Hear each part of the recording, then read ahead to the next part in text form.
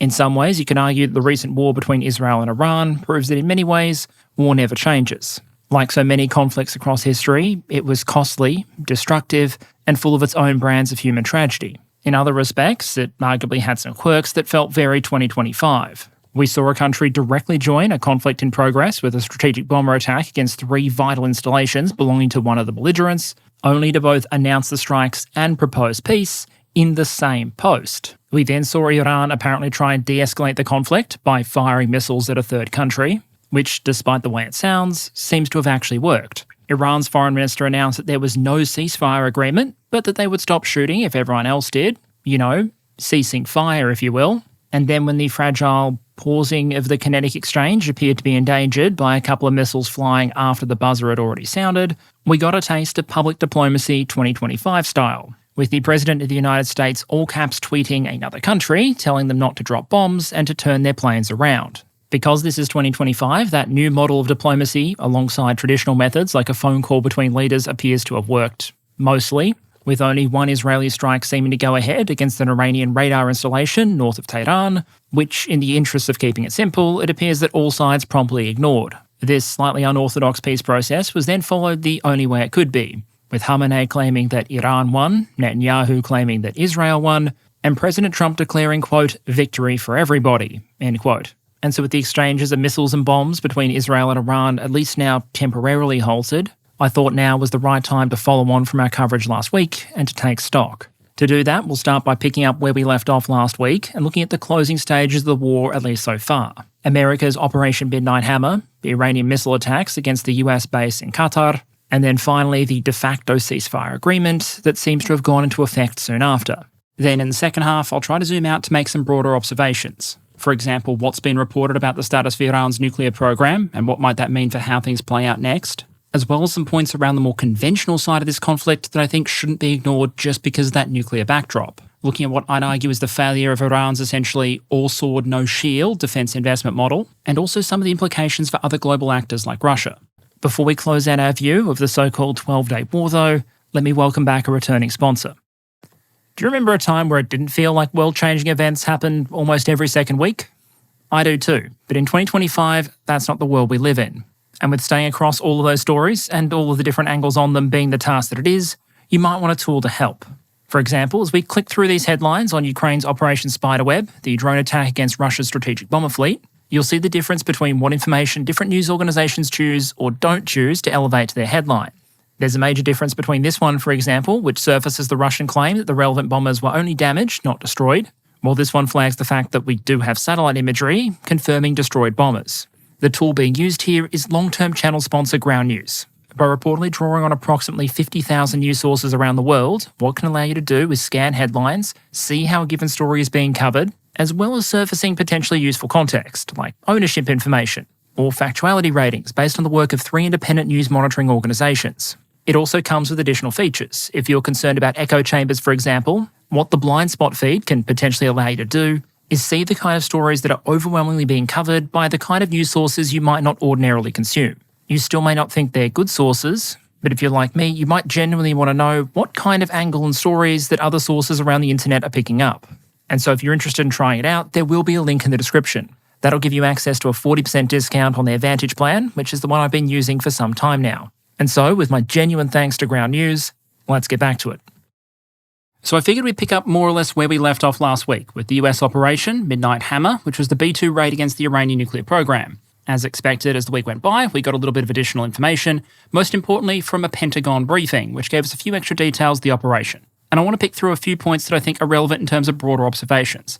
The first is in the segment by the Chairman of the Joint Chiefs, General Dan Kane. He gave particular credit to an institution you don't hear a lot about in the United States, the Defense Threat Reduction Agency. DTRA's remit is very much focused on WMD-based threats, with its stated mission essentially being to enable the US and its partners to deter strategic attack, prevent, reduce and counter WMD threats, including emerging ones, and, if necessary, to prevail against weapon of mass destruction-equipped adversaries in a crisis or conflict. Basically a part of the US defence establishment that has to spend a lot of time thinking about the unthinkable. The specific involvement of DTRA here is with the Fordo site in particular. As the chairman tells it, about 15 years ago, a single individual at DTRA was picked out, shown images of Fordo, and basically put on the problem. that team was eventually expanded to a mighty 2 people. For 15 years, as he put it, they lived and breathed the site, they studied the geology, they watched the Iranians dig it out. As the general put it, quote, "They literally dreamed about this target as they slept," end quote. The reason I'm highlighting this segment, beside it just being an interesting story to imagine someone's entire career for about 15 years being to consider an opposing Mount Doom-style structure that may or may not ever actually be attacked, is that it highlights one of the advantages that larger-scale militaries can potentially have over smaller ones. As a very general rule, both in defence and business, specialisation is often a luxury of scale. A smaller military, for example, might not have been able to afford to task a team to specialise down to this level. A part of that process in this case apparently helped lead to the MOP, with the general noting that, quote, "Along the way they realised we did not have a weapon that could attack and kill this target," end quote. Thus, the development ultimately of the MOP. Having spoken a little bit about that 15-year planning process, the development of the MOP and all the consideration that went into the operation that was eventually launched, we then got some interesting information about the way the Americans claimed the attack was carried out and what specifically was being targeted. As the general put it, the primary targets here were 2 sets of ventilation shafts. You can see a diagram of one on the right there, as well as some images of the site during the construction process. What it looks like is that each followed a sort of trident pattern, with a single main shaft running down the centre and 2 supporting shafts off to the side. What then apparently happened, as you can see based on that September 27th, 2009 satellite image on the right there, is apparently having watched Star Wars: A New Hope, the Iranians apparently decided their ventilation shaft could apparently do with some protection.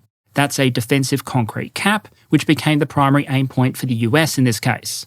Here's where things start to diverge from some of the initial guesswork we did last week. When that satellite image on the left there first came out, and we previously discussed it, the most obvious visual feature there is the 6 holes in the ground. That naturally led many to make the assumption that this was the impact point for 6 different MOPs. Instead, what the chairman asserts is that 6 bombs were used to target each ventilation shaft cluster. The first bomb, in each case, was used to crack open that concrete shell, which obviously happened, revealing those holes we see there, which are the ventilation shafts, not necessarily bomb entry points. The subsequent weapons in each cluster were then all tasked against that central ventilation shaft, meaning we're not looking at 6 MOP entry points, we're looking at 2. What is being implied there then is presumably not turning off their targeting computers and dropping the things based on vibes.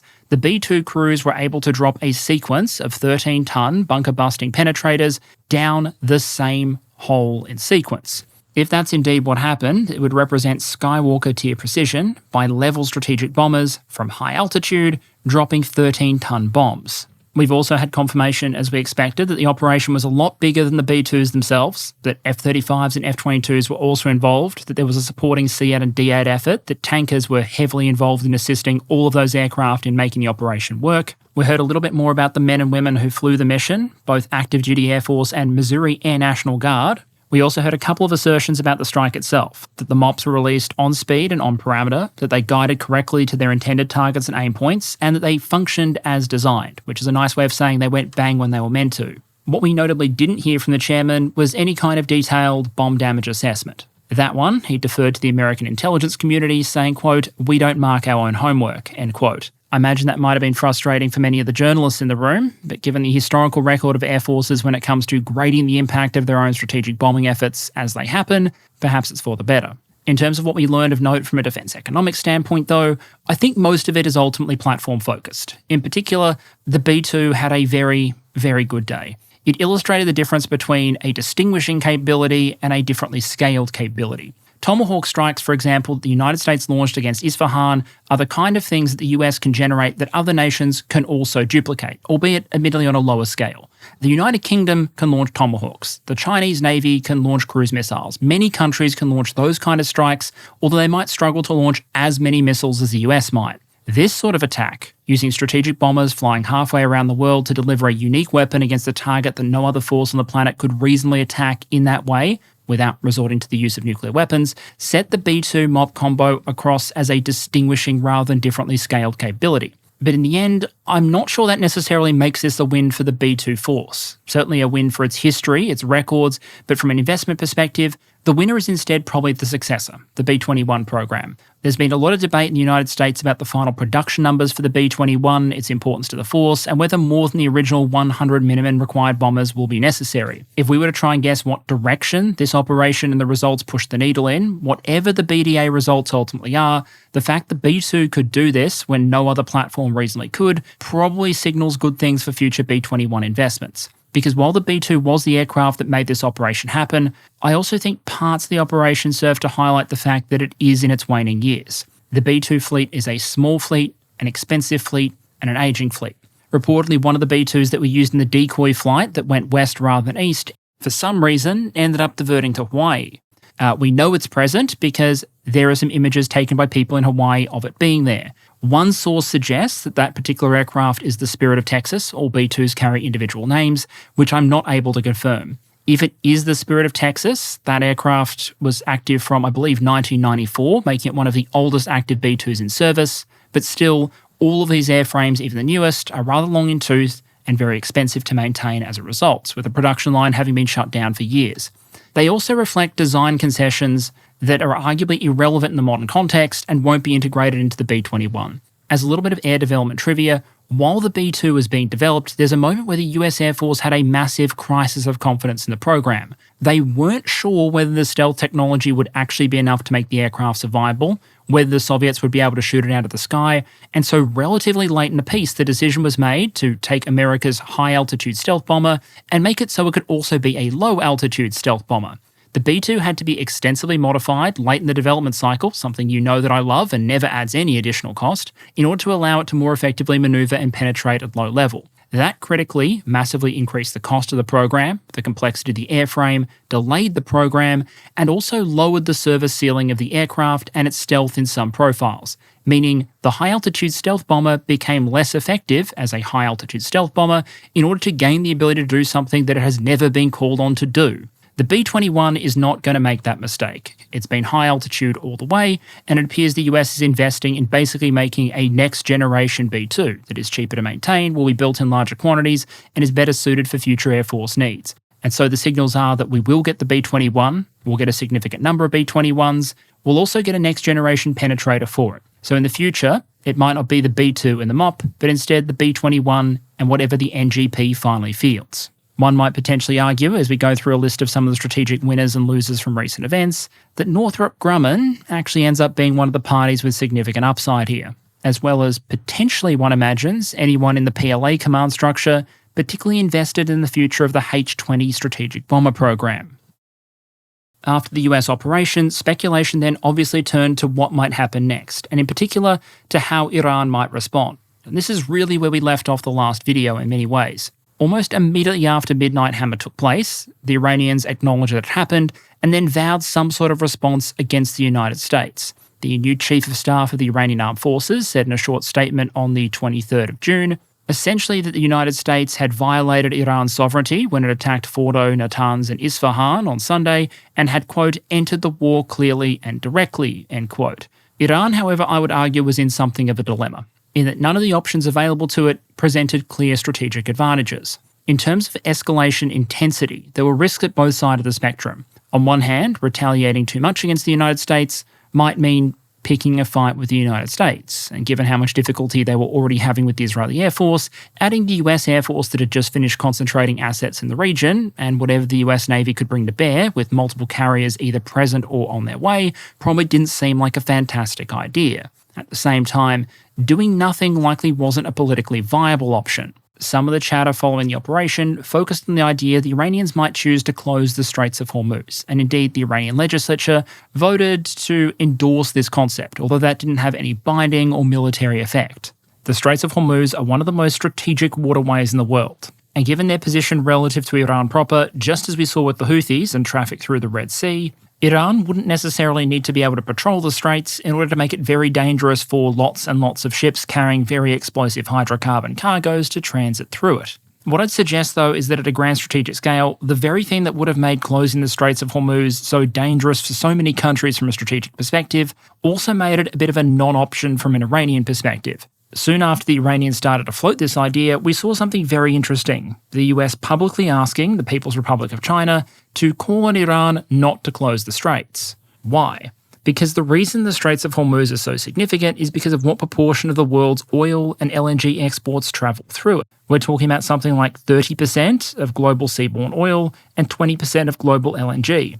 We're talking about a daily average of about 20 million barrels of oil and 290 million cubic meters of LNG. And of that LNG, 80% goes to Asia and only 20% to Europe, meaning that economically, a lot of parties would have been hurt by this. Iran themselves, who would no longer be able to export their energy, the Arabian Gulf states that would no longer be able to easily export their energy, and also the buyers of that energy. And of course, the single biggest international buyer of Iranian energy exports is the People's Republic of China.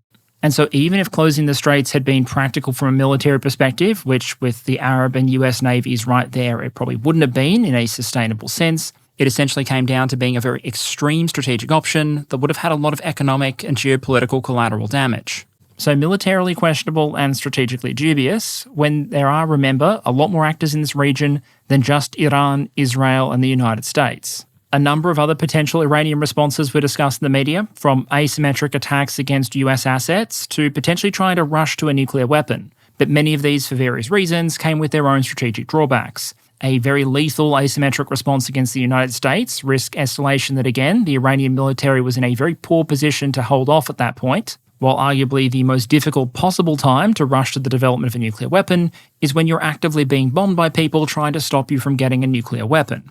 What Iran appears to have chosen to do then is more or less straight out of the playbook we saw after the assassination of General Qasem Soleimani. They signalled their desire to de-escalate the situation with the United States by firing missiles at US forces. Without the range to hit targets in CONUS, though, that limited Tehran's options to US forces in the region. In this case, Qatar. It's hard to know exactly why this gas-rich Gulf country that had often served as an intermediary for many negotiations between various sides in the Middle East was chosen as Iran's target. But there are a couple of theories. The ideal candidate for Iran in this case would probably be an opponent that wasn't strong enough by themselves to retaliate, where there are a lot of American troops, but at the same time, where the odds of actually killing anyone were hopefully as low as possible, because, that could potentially prompt escalation. This is a country that is home to one of the largest US military bases in the world, Al Udeid. In some ways, it's a bit of an outsider in the region, so slightly less awkward to throw missiles against than a target like Saudi Arabia, for example. As you can see in this satellite image here, Al Udeid is a bit outside of town, so to speak, so you'd have to miss by a lot in order to accidentally plant your missile warhead in the middle of Doha, which would be a diplomatic catastrophe. And to top it all off, what the Qataris might lack in long-range offensive firepower, they make up for by being a complete air defense porcupine. Not as heavily defended as Wikipedia seems to suggest it is, of course, with its unsighted claim that the Qataris apparently have 10,000 missiles to fire from their NASAMS batteries. But there is a kernel of truth in that bit of internet fanfiction. This is a country that operates multiple Patriot NASAMS batteries. They have billions of dollars worth of terminal high-altitude air defense systems on order, and given the geography of Qatar, there really isn't much the air defenders have to focus on protecting. The population is very heavily concentrated in the urban area, and so too is the air defense coverage.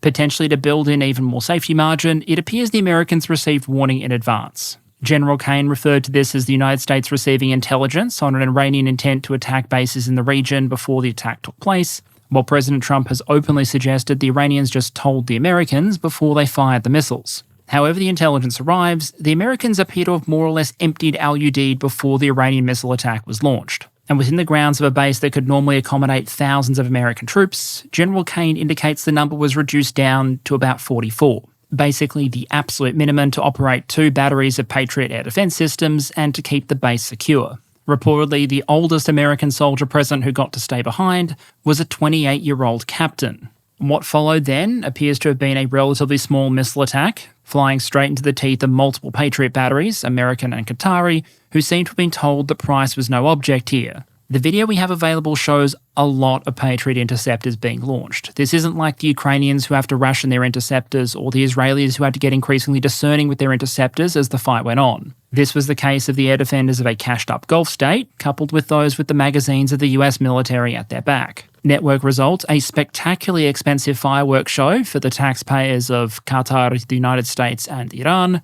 and 0 reported casualties on the ground. It's also been noted that the successful air defence operation here might have been partly driven by software updates to the Patriot system, driven by experience in Ukraine. Because at the end of the day, when you're evolving a system, often there is no substitute for real-world data. And if there's one thing the Ukrainians have after defending themselves against multiple years of Russian air and missile attack, it's lots and lots of data. As transparent as the whole affair might have been, and as tragic as it is to think that countries as relatively poor as Iran might spend millions of dollars firing missiles in essentially a face-saving exercise, it does appear that from a diplomatic perspective, the missile attack did what the Iranians wanted it to do. President Trump indicated that Iran's response had been remarkably weak and didn't merit any retaliation. Iran internally was able to say that it had forcefully retaliated. And as a ceasefire, as we'll go through in a moment, later clicked into place, Iran's Supreme National Security Council was able to give us headlines like the following. Quote, Iran's swift response forced enemy to end hostilities. End quote. They also reportedly said, quote, the enemy was left with no option but to retreat, express regret, and unilaterally bring its aggressions to a halt. End quote. I bring all this up to highlight a couple of broader observations. The first is that this is yet another case of what I might call the Soleimani model being used to de-escalate a situation between the US and Iran. In that case, the United States assassinated an Iranian Revolutionary Guard Corps general, and in order to de-escalate the situation by saving face, the Iranians responded by firing missiles against an American base in Iraq. Those attacks did reportedly cause a number of traumatic brain injuries to those present, which are not something that should be ignored. But presumably because the number of fatalities at the time was reported at 0, there was scope for both sides to de-escalate. Now, as for whether the deliberately ineffectually shooting missiles at each other almost by mutual consent in order to de-escalate model is applicable in other regions, is a question I'm very much happy to leave to the relevant regional specialists. But it also touches on a broader point that I've come to time and time again on this channel. It seems that, especially now in the 2020s, war isn't binary anymore. The line between peace and war can be fuzzier and less clear, the transition between the two easier and also less apparent. As we've seen, countries can take direct kinetic actions and then rapidly seek to de-escalate. And in that kind of context, you can see why states might value having a range of different response options available, civilian and military. Air and missile defence capabilities in particular have often proven to be an expensive, but valuable and in-demand diplomatic and military tool. In 2024, for example, it allowed the United States to passively intervene, if you will, during the Iranian missile strikes against Israeli territory, not firing offensively against Iran itself, but using its missile defense systems to minimize their effect on Israeli targets. Similarly here, if that US base hadn't been defended as densely as it was by both Qatari and American patriots, it might have been harder for Iranian decision-makers to find the solution they did to the Gordian knot they faced, a way to shoot at Americans while preferably not shooting any Americans. It might be the case that in some international scenarios, offense provides deterrence, but it's defense that can provide more options. As for the ceasefire process that followed, it was very well covered in international media, so I'll mostly speed through it here. A ceasefire agreement and the timelines for it were very publicly announced by President Trump, who communicated the expectation that it should bring an end to what he suggested should be called the 12-day war. Initially following that announcement, there was no small degree of confusion, in particular with different figures in Iran giving clashing statements over whether or not an agreement was in place. What we eventually saw, as you can see on the right there, was a post by the Iranian foreign minister saying, quote, as of now, there is no agreement on any ceasefire or cessation of military operations. However, provided the Israeli regime stops its illegal aggression against the Iranian people no later than 4 a.m. Tehran time, we have no intention to continue our response afterwards, end quote. Essentially a confirmation that the Iranians agreed to ceasefire as long as everyone else did as well. With the ceasefire in sight though, the Israeli government announced that it would be resuming hostilities after it detected a number of Iranian missiles flying towards the country. Why exactly those missiles were launched remains unclear, given the presumed state of Iran's command and control system. A deliberate attack is possible, but so is the chance that a missile battery simply didn't get the memo. Israel's defense minister then announced that intense strikes would be launched against targets in Tehran, while the American president responded very publicly with some very direct messaging on social media that probably didn't leave a huge amount of room for interpretation on where Washington stood on the matter. A White House source reportedly told CBS News that the president had been, quote, exceptionally firm and direct on a call with the Israeli Prime Minister, and that Netanyahu, quote, understood the severity of the situation and the concerns President Trump expressed, end quote. Whatever the case may be, and whatever may have happened in the background, what we didn't see is any kind of large-scale Israeli strike campaign play out. Instead, at least at time of recording, the ceasefire appears to be mostly holding. We haven't seen any further Iranian missile salvos against targets in Israel, nor have we seen the IAF hitting targets in Iranian territory. Just because we're currently witnessing a ceasefire, though, doesn't mean there aren't a lot of questions that remain to be answered. And my goal now is to try and cover off some of those in sequence. Is this actually a peace? How much damage might actually have been done to Iran's nuclear program, given that was pretty central to the strategic goals of some of the parties here? And then beyond that, what kind of cost and strategic implications do those 12 days of fighting potentially have for the likes of Israel, Iran, the United States, and others? Let's start with perhaps the easiest question. Is this the end, or just the end for now? What we are seeing so far very much appears to be a ceasefire, not a peace deal. There's been no public agreement or treaty, and while the strategic balance between the various sides may have shifted as a result of the operation, some of the core fundamentals arguably haven't. These are still deeply hostile strategic rivals, and it would be wrong to confuse quiet with peace. We have seen some suggestions from the American camp and others that indirect or direct talks between the Israelis and the Iranians may be on the way, and if the goal is to get any kind of lasting peace, that would be at the very least a basic prerequisite. But it's already apparent that, at least for the moment, some of the core tension points remain very much in place. The Iranians have already said that one way or the other, it's their intention to continue enriching uranium. There's also a long list of tension points beyond that: continued Iranian funding for proxies, ongoing Israeli military operations in Gaza and the immense humanitarian cost that brings. The United States and Europeans object to Iran not allowing the IAEA to access many of its nuclear sites, with Iran's foreign minister also suggesting that respect might be an issue, suggesting, quote,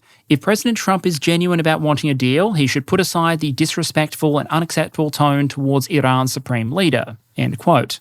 It's not immediately clear to me what exact act the minister might be referring to there, although on an obviously unrelated note, in the spirit of this being a conflict in 2025, President Trump did post a video montage of B-2s, with the soundtrack being Bomb Iran by Vince Vance and the Valiants, which for those of you not familiar with a 1980s era parody of a 1960s era song, included such lines as, quote, "Tell the Ayatollah gonna put him in a box," end quote, which might have potentially been perceived by some as outside the bounds of usual diplomatic decorum. In short, the countries here might be willing to talk peace, directly or indirectly, but there may be more than a few quite fundamental speed bumps on the road to a potential deal. And if there is to be an actual peace deal, you'd expect that near the top of the terms in contention would be Iran's nuclear program, the status of which has been hotly debated even before the last B-2s from Midnight Hammer made it back to Missouri.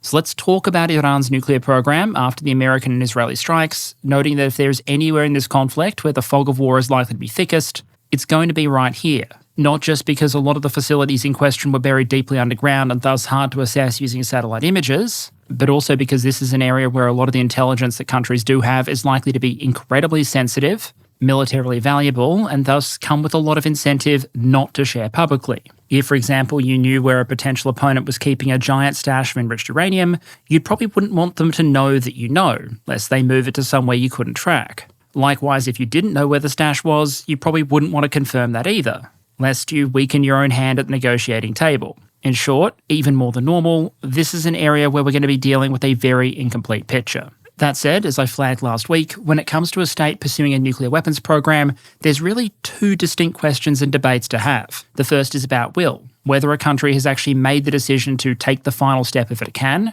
bring all the components together, and convert itself into a nuclear weapons state. Before Operations Rising Lion and Midnight Hammer, most of the public released intelligence estimates suggest that Iran hadn't decided to take that final step. Whether or not that subsequently changed is really something that only the most senior Iranian leaders could possibly tell you. Where most of the debate has focused instead then is on the technical side. Not the question of intent, but the question of capacity.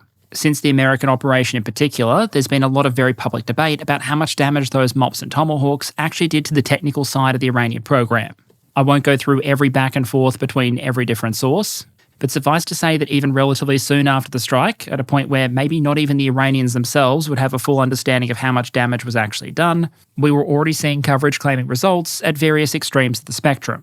Since then, we've seen more claims publicly made that seem to point towards the middling end of the spectrum, but with precious little ability of us as the public to verify any of them. Iran's foreign minister, for example, has publicly admitted that their facilities suffered, quote, excessive and serious damage, end quote. While the director of the CIA made the statement, quote, the CIA can confirm that a body of credible intelligence indicates Iran's nuclear program has been severely damaged by the recent targeted strikes. This includes new intelligence from a historically reliable and accurate source/method that several key Iranian nuclear facilities were destroyed and would have to be rebuilt over the course of years, end quote. Rather than wade through the he said, she said of the situation though, especially given the Iranians are unlikely to issue me a pass to go verify the situation for myself, I instead want to go through the various steps you'd need to cover to build and deliver a functional nuclear weapon, step by step, and make some comments about where the Iranians likely stand on each of them after these attacks have taken place. Because in some respects I'd argue the big picture here might actually be clearer than the specific results at any particular facility. Although for this section, where we have to defer to a particular source, I'm generally going to defer to the relevant arm of the United Nations, the International Atomic Energy Agency. Okay, so let's pretend for a moment that you are the leader of a hypothetical country and you want to build an atomic bomb. I want to be very clear, I'm not encouraging anyone out there to try and build a functioning nuclear device, but if you were to attempt to do so, there are some broad capabilities and steps you'd need to go through. Firstly, you'd need to know what on earth you're doing, which requires a certain degree of scientific and engineering knowledge and skill. We know the Iranians lost a number of senior nuclear scientists over the course of Israel's operations. What we can't be entirely sure of is just how much of a vacuum and a barrier those losses represent. Israel's ambassador to France seems to think it's a big deal, saying, quote, the fact the whole group disappeared is basically throwing the program back by a number of years, by quite a number of years, end quote. But at the end of the day, as I've said in the past, this is ultimately 1940s technology, and the UK's Foreign Secretary said the following in the House of Commons, quote, strikes cannot destroy the knowledge Iran has acquired over several decades, nor any regime ambition to deploy that knowledge to build a nuclear weapon, end quote. What we are likely looking at here is a delaying factor, something that would potentially slow the Iranians down while they tried to resolve any remaining scientific and engineering problems with their processes, weaponization, integration, and delivery, but not something that's going to set them back to zero or stop them ever making advances again. In any case, once a country knows what they're doing, the next stage is to obtain fissile material, and if you're starting from zero, that means mining uranium. Iran has some functional uranium mines, and as far as we can tell, these weren't attacked. In a crude sense, bombs and cruise missiles inflict damage by blasting holes in the ground. Thus, you can see why they might not be an ideal solution to a target that is basically a hole in the ground. The assumption should likely be then that the Iranians will continue to be able to tick off this step. When we get to the next step though, things are a bit more complicated. We've discussed how in the past that in order to make uranium do anything particularly interesting, you need to enrich it first, which means converting the stuff you mine into the kind of things that you can put into, for example, a centrifuge. And according to the IAEA, Iran had at least one facility that could carry out this process, turning uranium ore into enrichable uranium hexafluoride. That was at Isfahan, which, as you can see on the right there, went through a little bit of Tomahawk-induced remodelling. Does Iran then currently have the capacity to take uranium ore and turn it into something it can later enrich? Question mark. But based on what we can see on the right here, it may at least be a temporary bottleneck, meaning for enrichment purposes, Iran would then be mostly reliant on the material that it had already converted. That then brings us to the next step, arguably one of the most involved, enriching the actual material. Iran's enrichment process was based on the use of thousands upon thousands upon thousands of gaseous centrifuges. The majority of them in quantitative terms were installed in Natanz, but the most productive in terms of the output of highly enriched uranium were at Fordow, both because Fordow had a number of the most advanced cascades in the Iranian inventory and also because they took more enriched uranium as feedstock. If you feed in material that's already enriched to 20%, for example, it's much easier and quicker to jump to 60% than if you're working with a 5% starting point. Again, this is a case of certainty being impossible, unless anyone listening happens to be a highly ranking member of the IRGC. But it's worth noting that centrifuges are very, very fragile, sensitive pieces of equipment. And so essentially the best guess so far by the head of the IAEA, Rafael Grossi, is that the centrifuges at Fordow are, quote, no longer operational, and the centrifuges at Natanz have likely been, quote, severely damaged if not destroyed altogether, end quote. Ultimately, though, the IAEA doesn't currently have inspectors on the ground at these sites. They're working mostly from satellite images, potentially not that far removed from the kind of thing we're already seeing in the open source. But I'd suggest a reasonable assumption is that Iran likely lost a number of centrifuges, as well as a centrifuge manufacturing and testing facility that was also hit. But what's very unlikely is that Iran lost all of its centrifuges or all of its ability to replace them. Some could have survived at these sites, others could have been removed to other smaller secret locations. And so again, I think the most likely suggestion is what we're looking at here is a matter of degree. An Iranian program that rather intuitively has less capacity to enrich uranium than it did before people started trying to bomb its ability to enrich uranium, but at the same time, no ability to enrich uranium. That aligns with some recent statements we've seen reference to the head of the IAEA. Reportedly saying, quote, they can have, in a matter of months, I would say, a few cascades of centrifuges spinning and producing enriched uranium, or less than that, end quote. Which is why the next point, the status of the stockpile, becomes so significant. By the time you get uranium enriched up to 60%, for example, you've already done the vast majority of the work. So if you lose most of your centrifuges but still have a stockpile of 60% enriched uranium, then what capacity is still there might hypothetically be enough to push that 60% to 90% on a reasonable timescale. There is no way, using a publicly available satellite image, to assess where Iran's stockpile of 60% enriched uranium was before these strikes. The Iranians themselves suggest that it was moved before the bombs started to fall, and evaluating the various claims of its status and where it is now is not something you're practically going to be able to do on a YouTube channel. That said, let's proceed on the basis that the stockpile is still there, that there's more than 400 kilograms of highly enriched uranium out there somewhere, and so there's reason for us to keep moving along the hypothetical weaponization chain. Assuming a country then does get its hands on a sufficient quantity of weapons-grade uranium, the next step is to metallize it again. Remember, we needed our uranium to be a gas when we were spinning it in the centrifuge, but in order to make a warhead out of it, you need it to be metal again. That again requires a uranium conversion facility. The Iranians had one, it was at Isfahan, and Isfahan now looks like this. That potentially then makes uranium conversion another potential bottleneck, unless Iran can reconstitute this capability or had another facility capable of doing it elsewhere.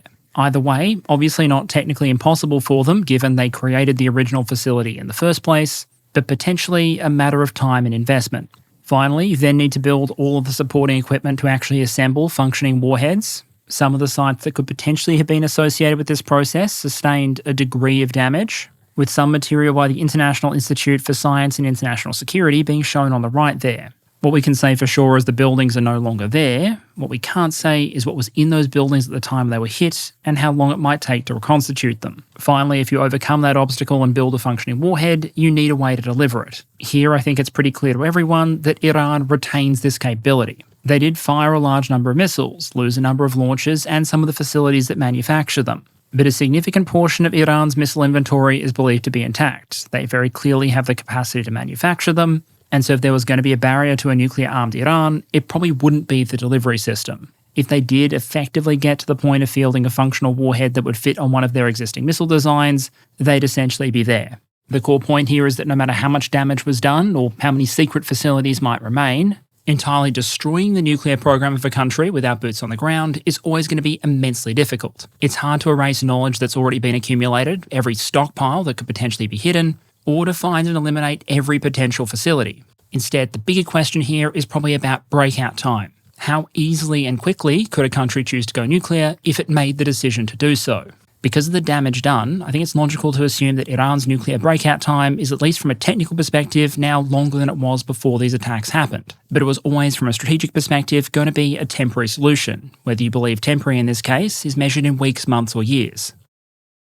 As a general rule then, to get a more permanent solution to a perceived proliferation challenge, there's really only ever going to be a couple of broad options, none of them perfect. The first is negotiations, an application of some combination of carrots and sticks, to get a country to either give up nuclear weapons it already possesses, or submit to the kind of restrictions and inspections necessary to assure other countries that they won't be able to obtain them. We have historical examples of that approach succeeding in the past, although, as we'll cover in a future episode, sometimes in a way that might give future negotiators pause. Other options might include regime change, deterrence scenarios where you don't get an agreement that a country won't pursue nuclear weapons, but you deter it from doing it nonetheless. But if all that fails, there's always the prospect that you could see repeated attacks. Some analysts have described this as a mowing the grass approach, where every time a country approaches a deployable nuclear capability, further attacks are necessary to again lengthen that breakout time.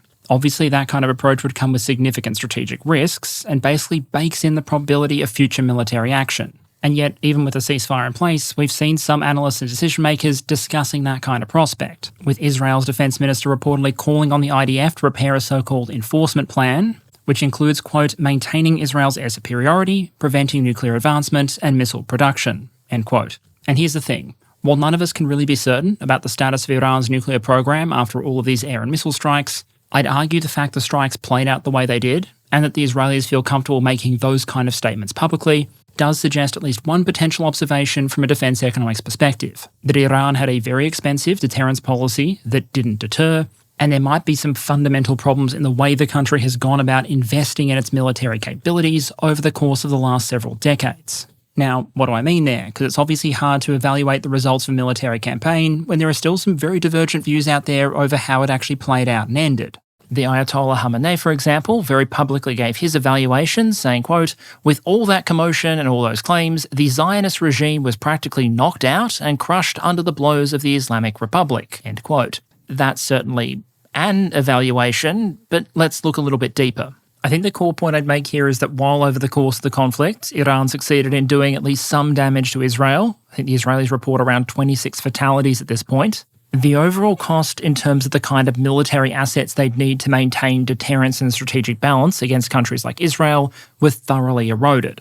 Israeli estimates are that over the course of 12 days of fighting, the Iranians fired something like 550 medium-range ballistic missiles, so somewhere very roughly between a fifth and a quarter of their pre-war inventory, as well as about 1,000 one-way attack drones, think the classic Shaheds.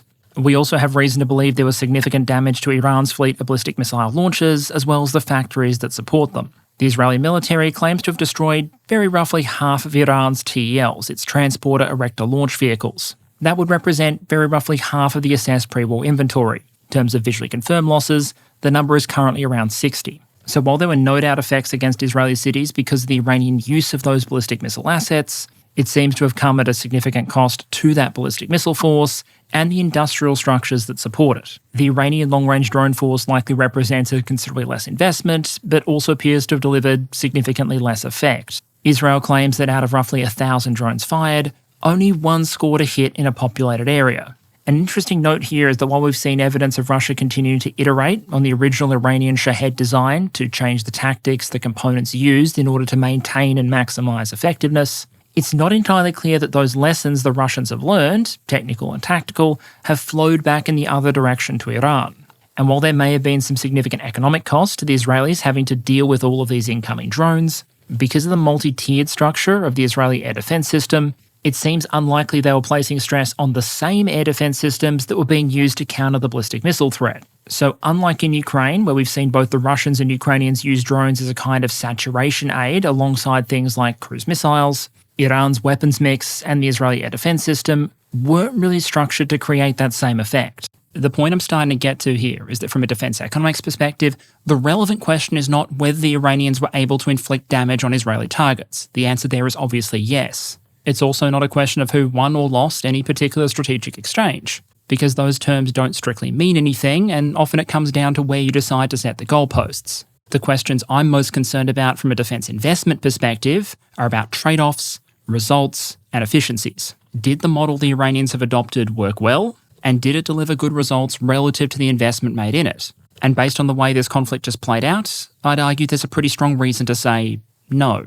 Because so much this topic often comes down to trade-offs, I want to focus on just two the Iranians have made. The first is choosing to prioritise things like their nuclear program over the health of the broader economy and sanctions relief. And secondly, within the defence spending that they did have available, over-investing in offensive options controlled by the Islamic Revolutionary Guard Corps, like the missile force and proxies, at the expense of more conventional and often defensive military assets, like air defence and fighters, controlled by the regular military, the Atesh. Let's work through both those points in sequence. It's hopefully uncontroversial to say that since 1979, a lot of the decisions made by the government in Tehran have focused on prioritising things other than the health of the economy. The nuclear and missile programs are arguably two good examples of that. When you talk about the cost of the Iranian missiles fired at Israel during this war, I think it's reasonable to account not just for the cost of building those missiles directly, but also the years of sanctions and opportunity costs the country had to endure in order to push forward with those programs. Remember, while the situation in 2025 is very different,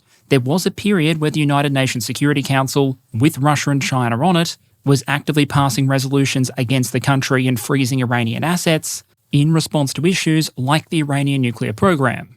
UNSC 1747 in March 2007, for example, had 15 votes for, no votes against, and no abstentions. meaning for decades Iran wasn't just dedicating resources to these objectives, it was missing out on foreign investment, growth opportunities, integration with the wider global economy. And over time, the effect of this and so many other economic factors really started to compound. Because remember, on paper, there are a lot of reasons for Iran to be a very wealthy, powerful, influential and prosperous nation. It has a relatively well-educated population of more than 90 million, huge amounts of natural resources, especially oil. But between sanctions and government priorities, that isn't the way things have ultimately played out. As you can see on screen there, according to World Bank data, between 2013 and 2023, per capita GDP in Iran, in nominal US dollar terms, actually went backwards. By comparison, another oil-rich state, Saudi Arabia, saw an increase, Turkey saw an increase, and of course, so too did major strategic rival Israel. Over a longer timescale, the impact is even more pronounced. In 1979, in nominal US dollar terms, the Iranian economy was almost 4 times the size of the Israeli one, while also not being that far behind the economy of Saudi Arabia at the time. 20 years later, Israel had caught up, and the gap with Saudi Arabia had widened. By 2019, the Saudi economy was now more than twice the size of the Iranian one, and by 2023, the margin was now more than 2.5 times, while Israel, a country with 1/10 of the population and none of those oil reserves, actually held a narrow but significant economic advantage before you took purchasing power parity into account. In short, for decades, there's a case to be made that while Iran was fighting its proxy wars, it was losing the economic one, with some of that no doubt coming down to just how expensive even a relatively cheap nuclear and missile program can be. Even with that comparatively more limited pool of economic resources available though, there's then the question of how the Iranians chose to direct it, with the priorities very much following the structure of all sword, no shield. How do we know that, given that Iran doesn't exactly publicise an itemised defence spending list?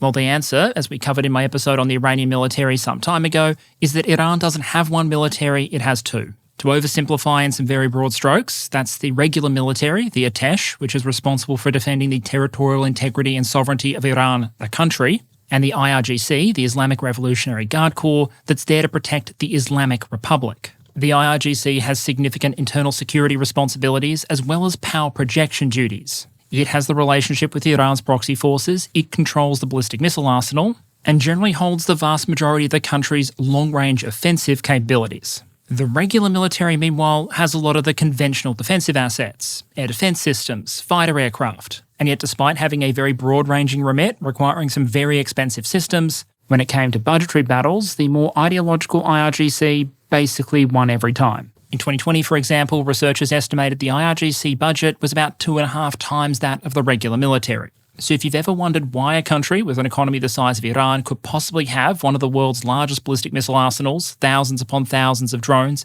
and a nuclear program on top of it all, while under sanctions, part of the answer was the military decision to more or less deprioritise everything else. Iran's Air Force, for example, went into this still overwhelmingly reliant on American platforms from the Shah era. We saw visual evidence of a number of Israeli strikes against these kind of platforms, particularly the F-14 Tomcats, with one of the most common rebuttals being that those losses didn't actually matter because the aircraft in question weren't functional for lack of spare parts, which I'd argue kind of illustrates the point. If a significant part of your fighter force can't fly anymore due to age and access to spare parts issues, then maybe the fact you haven't funded a replacement is an issue. And you can argue we've just seen Iran pay a significant price for those decades of underinvestment in its conventional forces. Yes, a lot of the discussion, for good reasons, has focused on the status of Iran's nuclear infrastructure, and I have no doubt there'll be some decision makers and analysts in the United States and Israel disappointed with the amount of damage done to that program. But I don't think the understandable attention on the nuclear program or Iran's missile campaign should take all of the attention away from the conventional effort, because no matter how you choose to cut it, the performance of Iran's air force and its air defense system appears to have been abysmal. I say that based on the following evidence. Israel was able to obtain access to Iranian airspace incredibly quickly. It was able to demonstrate the scale of that access by using relatively vulnerable platforms like fourth-generation fighters and slow, non-stealthy drones, many of which appear to have been, based on the footage we've seen so far, carrying non-standoff munitions. Israel was apparently able to fly Hermes drones equipped with Mikolik glide bombs into Iranian territory, striking sensitive targets repeatedly, all the while paying a relatively limited price for it. As far as confirmed losses go, it appears the Israelis lost 0 manned platforms and perhaps 8 medium to large drones. Many are treating the fact that the Israelis were able to achieve air superiority over Iran as almost a given. But given the geography and scale of resources available to both sides, I think it's wrong to suggest it had to be this way. Israel was having to fly its fighters incredibly long distances. It was constrained on their munitions load. The Iranians had access to the home field advantage. They would have had support from ground-based sensors and air defense systems. And even if they hadn't been able to hold the technologically superior Israelis with their F-35s back forever, there might still have been military value in at least making the IAF fight for it a little bit longer and a little bit harder. The obvious counter-argument here is that this is ultimately a trade-off. Any additional investment in things like fighters or a defense system on Iran's part would, unless the military budget overall increased, have to come out from the IRGC, meaning potentially less proxy funding or fewer ballistic missiles to fire. But I think you could argue that in the Iranian case in particular, the shortfall in defensive capabilities was so great that it actually ended up devaluing some of that offensive investment. Based on the video that's been released, many of these Iranian launchers that were hit by the Israeli Air Force appear to have been in a near ready-to-launch configuration, meaning that in some cases you could argue that by sacrificing air superiority so easily, they gave the Israelis the opportunity to use their air power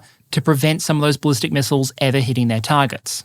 Even in cases where it wasn't such a close-run thing in terms of timing, if Israeli aircraft were focused on suppressing Iranian air defences or hunting down Iranian fighters, they might not have had the same level of capacity to be out there hunting Iran's missile launchers. And even now that the ceasefire is in place and negotiations are playing out, I'd argue this weakness in Iran's conventional forces still leaves Tehran labouring under a significant strategic handicap. In metaphorical terms, their gate is down. Regardless of the state of their nuclear program, they don't realistically have the conventional capacity to deny the IAF access to Iranian airspace if they choose to come back, or to an even greater extent, the Americans if they choose to do so. Meaning the Iranians have to labour under the assumption that at any time, at any point, if they're trying to rebuild a location or move valuable material, or do anything that might potentially leave themselves open, there's a chance those targets start getting struck almost immediately. That's especially true in a context where the Iranians will have every reason to believe that their country is thoroughly penetrated by foreign intelligence services, because if Mossad is able to set up a drone factory in your capital and is able to identify, track and target a significant number of your senior leaders, military and nuclear, it's probably a pretty clear indicator that the security situation isn't okay. Basically, it's not paranoia if they really are all out to get you. All of which is then arguably made worse by the lack of the conventional military capacity to prevent an opponent from acting on that intelligence. There are other examples of capability underinvestments in the Iranian military I could give, but hopefully you get the core point. If you rely on offensive-based deterrence for your defence, in the event that deterrence fails, there can be consequences for not having, an actual defence. But the why behind the state of Iran's fighter fleet goes a little bit deeper than just a deep shortfall in funding. It links to the country's relationship with one other geostrategic actor. Because I'd suggest that if you're either Russia or a Russian ally, what you just saw might have made you a bit nervous. Because it arguably represents yet another blow to Russia's attempt to portray itself as a valuable security exporter, especially in the Middle East. We've already discussed in the past how Russia gained a significant amount of influence and clout in the region when it intervened to support Bashar al-Assad during the Syrian civil war, and at the same time what it ultimately cost that clout when they decided to more or less leave him on red as the civil war finally came to an end, and as HDS forces were advancing on the capital, Russia essentially gave Assad the option of a ride, but not ammunition. After the fall of al-Assad in Damascus though, Russia appears to have doubled down on its strategic relationship with Iran. This was years after Iran had already made the decision to supply Russia with select weapon systems, including Shahed drones for its war against Ukraine. Although, if some of the reports are to be believed, they didn't exactly do it for cheap. In January of this year, though, both sides very publicly signed a 20-year strategic partnership. This was essentially a very public affirmation that both sides regarded themselves as strategic allies, intended to stand together against the collective West, although notably, it didn't include a mutual defence clause, any kind of equivalent to NATO's Article 5. That said, it did nominally represent a close friendship and strategic partnership between Moscow and Iran, which, if you know your military history by historical standards, is kind of wild. Historically, Russia and Persia fought wars in 1651, 1722, 1796, 1804, 1826, and then even after the Russian Empire fell and became the Soviet Union, the new management eventually decided to honour that old historical tradition by jointly invading Iran with the British in August 1941. History aside though, many in Ukraine would be acutely aware of the effect of at least one side of that partnership as it had developed since 2022. Iran promised ammunition, drones, and technical assistance in manufacturing more. Based on the visual evidence in Ukraine, they delivered ammunition, drones, and technical assistance in building more. What doesn't appear to have been delivered, though, are some of the systems that were reportedly meant to flow in the other direction. In 2022, it was reported that Iran was going to purchase Sukhoi 35 fighters from Russia. These would have been the most capable fighters in Iranian inventory, and potentially, under the right conditions, a serious threat to aircraft like F-15 or F-16. In 2023, Iran's Tasnim news agency confirmed a deal had been struck to purchase Russian-made weapon systems including Sukhoi 35 fighters, Mi-28 attack helicopters, and Yakolev 130 jet trainers. Iran's semi-official Mehr news agency reported the country would be getting the jets in the next week or so, in May 2023. That obviously didn't happen, but it very much didn't stop reporting in the following months and years that the deal was still very much live. And just in case there was any ambiguity, in January this year, a commander in the Islamic Revolutionary Guard Corps of Iran came out and openly said that Iran had purchased Sukhoi 35s. For whatever reason though, smoking accident related or otherwise, those desperately needed jets never appear to have been delivered, meaning Iran was left to face off against an Israeli air offensive spearheaded by fifth-generation fighters, primarily using a hodgepodge collection of half-century-old platforms, F-14s, F-4 Phantoms, and MiG-29s. So over the course of multiple years of partnership, where Iran delivered concrete support for Russia's military operations in Ukraine, Russia failed to return the favour with the kind of systems that might potentially have moved the needle on what we just saw. And then after Israeli air operations commenced, Russia's response wasn't exactly to muster the Rohirrim and ride to the defence of its ally. Putin met with Iran's foreign minister, condemned the American attacks, but in terms of actual concrete or kinetic assistance when Tehran needed it most, Moscow appears to have pretty much left them hanging. Questioned about Russia's neutral status in relation to a conflict including its nominal strategic partner, Putin instead chose to highlight aspects of Russia's relationship with Israel, talking about how many Israelis either themselves or had ancestors hailing from the former Soviet Union, and how many Russian speakers there were in the country. The reason I bring all this up is because one of the great currencies a potential security exporter can have is credibility. The trust of countries who want to be your security partners that if the shit hits the fan, you'll be there when you need them. And there are a number of countries out there I'd suggest potentially watching Russia's behaviour since it got bogged down in Ukraine in February 2022, questioning whether or not they'd be better served with another potential alliance partner.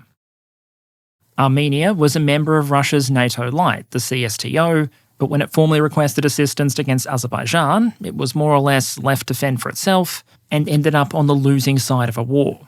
Al-Assad was meant to be Moscow's ally, but when he needed them most, they allowed him to fall. And when the Iranian air defence system was being blown open by the Israeli Air Force and drone attacks, Russia's response to assist its strategic partner was very much towards the thoughts and prayers end of the strategic scale, leaving, I'd argue, Russia coming out of the situation with a weaker partner, diminished credibility, and plenty of reasons for the government in Tehran to take a different view on requests to provide weapons to support the war in Ukraine going forward.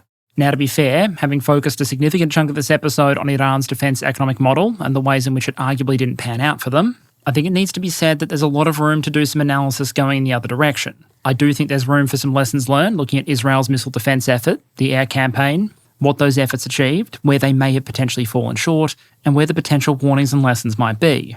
It's probably worth noting, for example, that just based on the visual evidence we currently have available, America's terminal high-altitude air defence systems in Israel managed to fire off about a year's worth of interceptor production over the course just of those 12 days. And I'd suggest that maybe, if current interceptor production rates aren't enough to keep up with a short, sharp war against an opponent like Iran, that might raise some potential questions around their value in deterring potential peer or near-peer adversaries. To make sure that topics like that, as well as some of the broader challenges that Israel now arguably faces, gets a proper study though, I'm going to hold them over for a future episode. And instead, for the moment, close out with some final observations. This was, at least so far, a very short, sharp, kinetic conflict, but I think it's fair to say that it already has some potential strategic lessons to teach, and as more data comes out and analysis is done, I'm sure the number of lessons will continue to grow. Just because there are observations we can make about how this played out at the tactical and operational level, though, doesn't mean we're yet sure about how it's going to end strategically. The world here is still in very much uncharted territory. There's a ceasefire in place, but not a peace deal.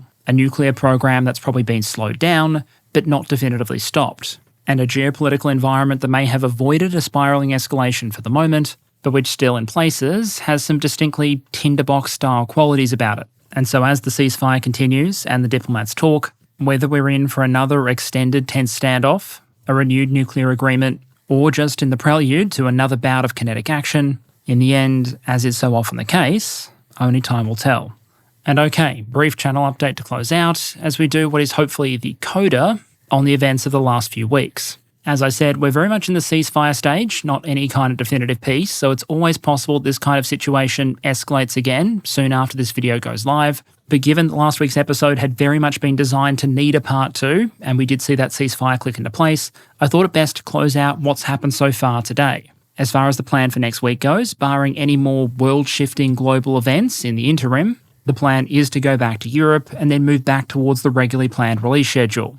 To that end, patrons, there should be an update going up for you this coming week, just to give you an idea of what's coming down the pipeline. And some of that may also make it into the channel update next week. For the moment, though, as always, let me just thank you all for your ongoing engagement and support, particularly last week where, out of necessity, a video did have to come out a day late. Trust me, I very much do appreciate the patience and engagement, and I hope to see you all again next week.